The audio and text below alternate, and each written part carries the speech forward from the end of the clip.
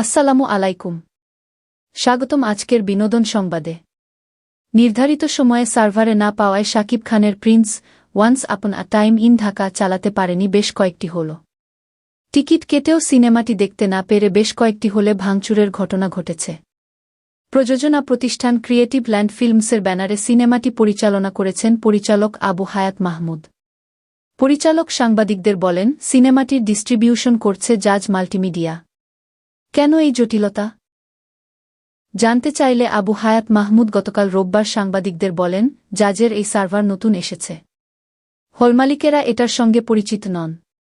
আগে যে সার্ভার ছিল ওটাতে খুব দ্রুত সিনেমা পাস করা যেত। এই সার্ভারে প্রতিটি সিনেমায় ২০ থেকে ২৫ মিনিট সময় লেগে যায়। ফলে আমরা ঈদের আগের দিন ওনাদের সিনেমা সরবরাহ করেছি। নতুন সার্ভারে সবার কাছে পৌঁছাতে গিয়ে সময়টা লেগে গেছে বেশি। যেহেতু ওনারাও হলমালিক অভিজ্ঞ নন, জানেন না। আবার ওরাও জাজ মাল্টিমিডিয়া হয়তো বোঝাতে পারেনি।